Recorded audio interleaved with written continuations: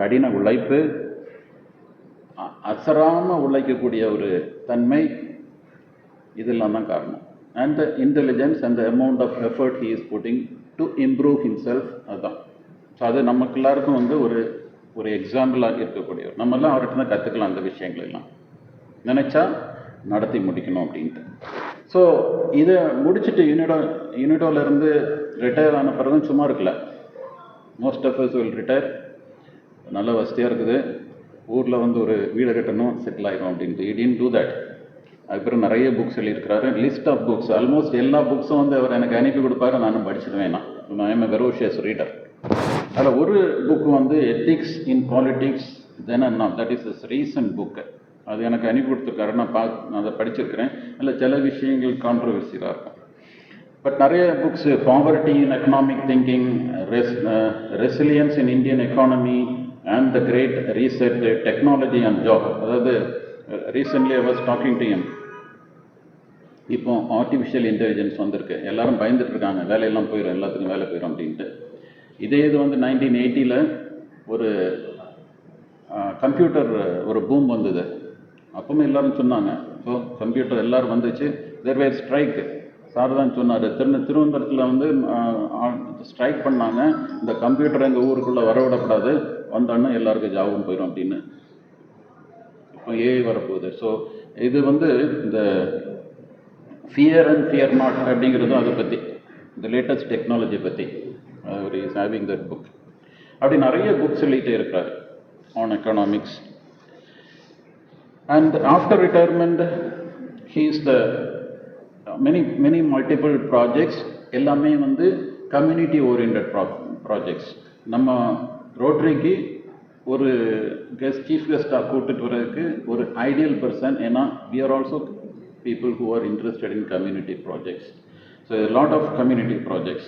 And recently he is a Knowledge Management Associates in Australia, Principal Advisor to the Knowledge Management Associates in Australia. He is blessed with his wife is Mrs. Cyril and daughter Diana. Diana is now working in Australia.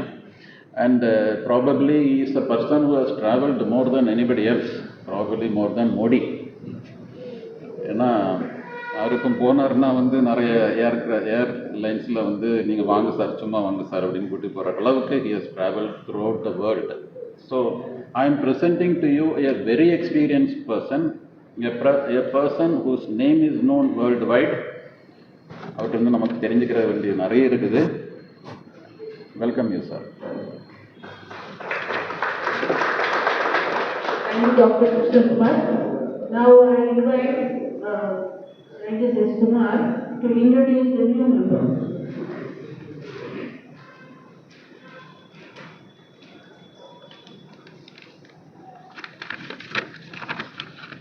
Good evening, fellow Rotarians. I have the pleasant job to introduce a new Rotarian. His name is Mr. L. Larsen Pinto. He has come with his family. We welcome you, sir. He is native of Nagercoil, that is Pallam, Nagercoil, and he has got more than 23 years of progressive experience in offshore and onshore drilling operations, and most of his experience is from abroad only. And at present he is working as a drilling planner in Nigeria. He is working since August 2024, and his biodata is very lengthy. I speak only the very salient things actually relevant for this Rotary Club.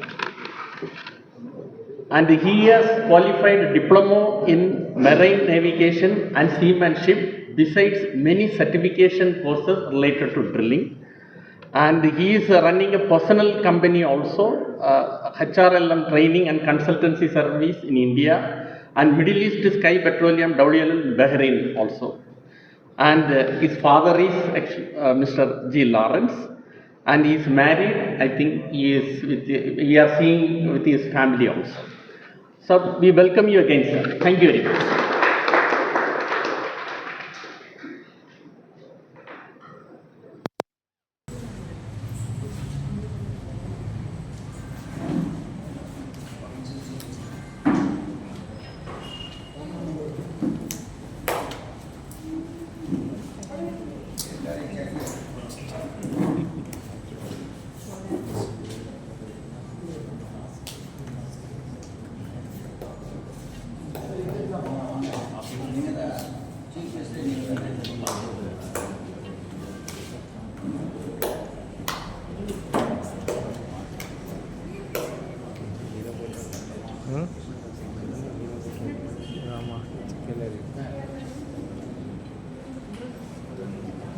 പ്രശ്നം എടുക്കണം.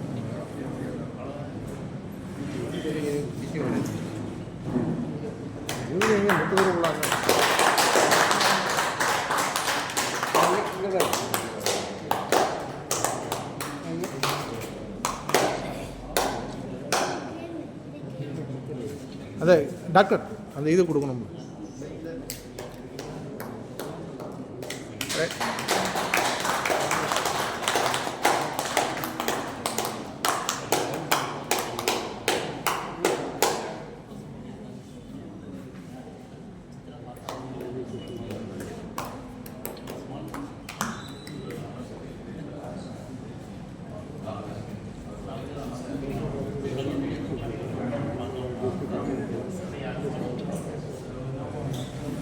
From now onwards,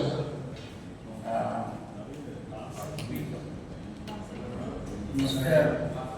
Arson will be called as Rotarian Arson Pinto, and he has also promised that his wife also will be elected in next month. So that's what I have. Thank you for that.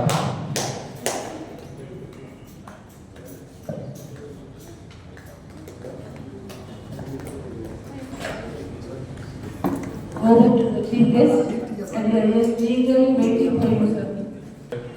Rotarian Secretary. Muthukaruppan Pillai and Rotarians. When Dr. Krishna Kumar introduced me to you, he spoke volumes. So many kind words. Thank you very much for the kind words expressed. I just want to use this opportunity to tell you all that we have a very long relationship. His father was our family advocate. My father bestowed the highest degree of confidence on your father. Always appreciative of his very pious, very poised, very calm and quiet articulation, and he won 5 civil cases for us. I just want everybody to know. And when my wife was operated, she had to undergo a very complicated surgery because of slipped disc back, causing a lot of back pain. I requested Dr. Krishna Kumar to come to Vienna to be part of the team in the operation theatre. And the gentleman, the Dr. Sabist, said, "We're most welcome." And the operation was for 3 hours. I want you people to know this. I was so much impressed by what he said. When he came out of the operation, you know what he said? "It was good that I came here. I learned something new, which I could have practiced using my equipment already available at my hospital." You remember that? This is what is called humility, sir. And it's a scholarship combined with the humility is dignity. And I find in you a dignified doctor. Okay, I want to make use of this unique occasion to just give 2 complimentary copies of my latest books. This is the very latest one, New Economics. I just want to spend 1 minute on this, on the title page. You see, when you walk on the road to prosperity, you may get stuck on the glue of old ideas. So you have to liberate yourself from the clutches of old ideas and march towards prosperity. While marching towards prosperity, in terms of thinking, critical thinking and creative thinking, you should be 1 step ahead of the march. Then you become very prosperous. And this book is very interesting because this we published last week. I am one of the co-authors. Another one is Under Secretary General of United Nations. He may become the next Secretary General of UN. A good friend of mine from Sierra Leone, Dr. Kante Umkala, and another gentleman, Sultan, based in Sydney. We wrote this book, and in this book we said everybody is afraid of new technology. You know that they are all frightened. We are living in an era of creative destruction triggered by disruptive technologies. Advanced digital production system, artificial intelligence, augmented reality, additive manufacturing, big data management, 3D printer, Internet of Things, Internet of Everything, then quantum computing. So people are really afraid of the technological marvels. As you rightly said, actually when computer was introduced in Kerala, the ruling government, communist government, officially organized agitation against the central government, telling that because of computers, all the typists would lose their job. They would be thrown out of job. And today, the same state, under the same regime, communist regime, encompasses 6 state-of-the-art technoparks. Then it speaks volumes. So we clearly furnish evidence to prove that new technology will create new jobs. This is already happening. And the only fear we have to fear is fear itself about technology. And you also say that you cannot be a bystander at the current technological feast. You cannot just look at it, you have to be part of it. Precisely for this reason, 3 economists were given Nobel Prize last week. If you read the statement, citation for the Nobel Prize, these 3 economists say the new technology will create new jobs. And they also say that society cannot remain idle, you should get yourself empowered, you become part of it. And in order to benefit from the new technology, all that is needed is enhanced adaptive capabilities of skills and capabilities to use modern technology and to commercialize new knowledge. This is the mantra to make optimal use of this sector. So I would like to give complimentary copies to the Rotary Club of Nagercoil.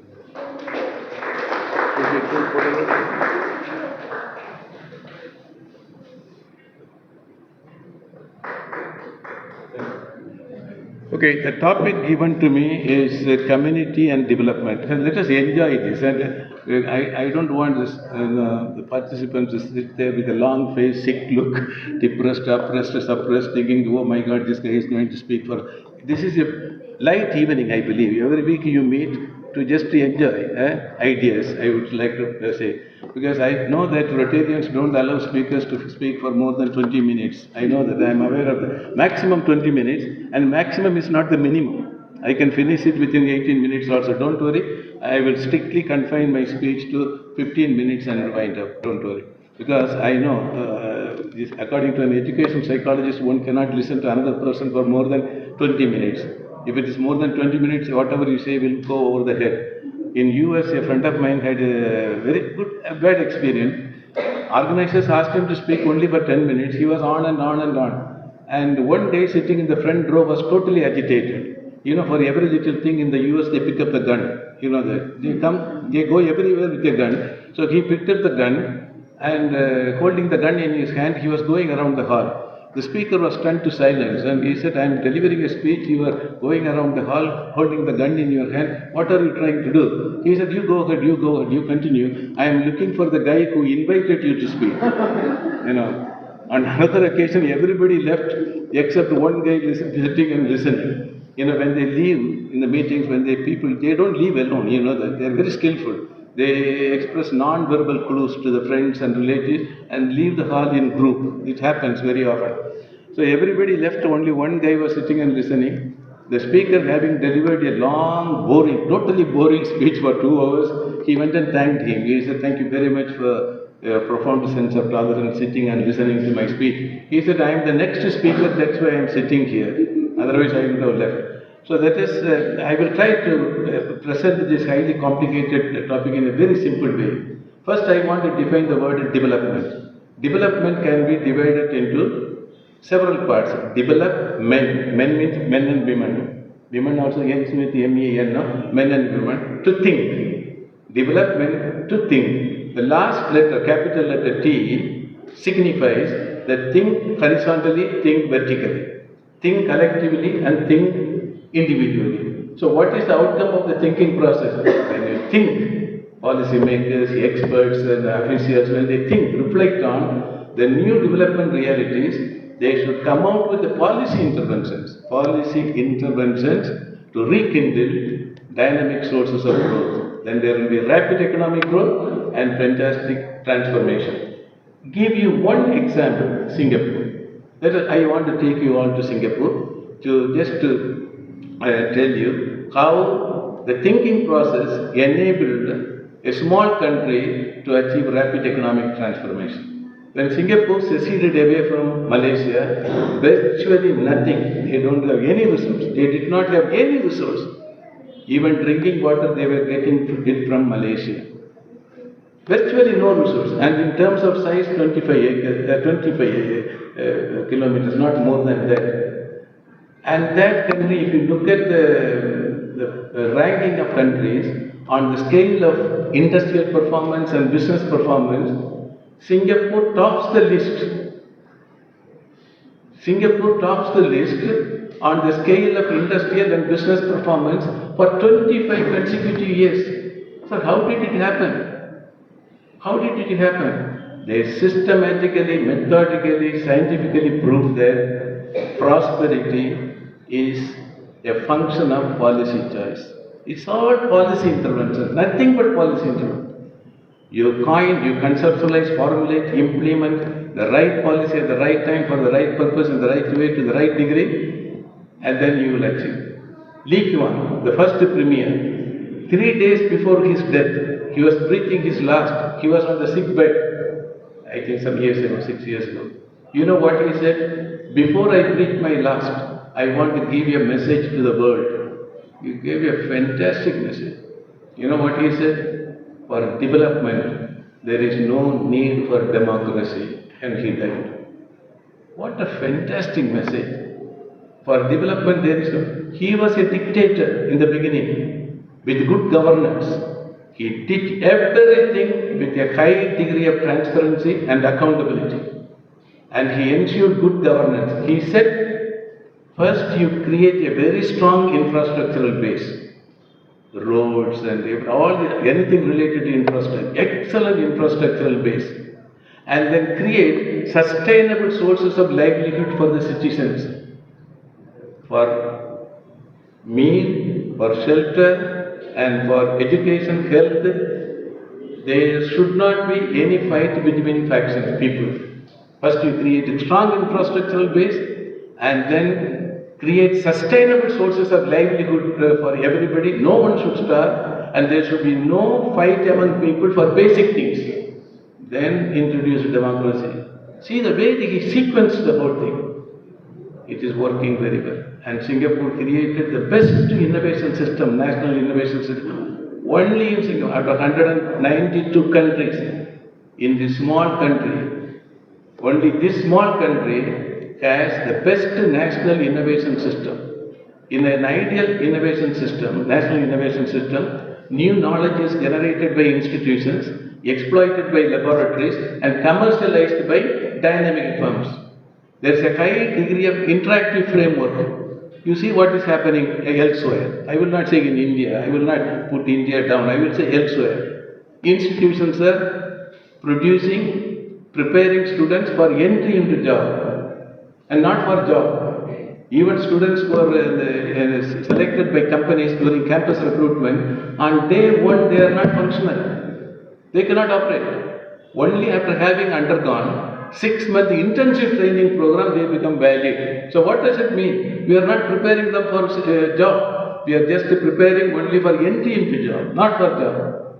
This means our functional literacy rate is low, very, very low.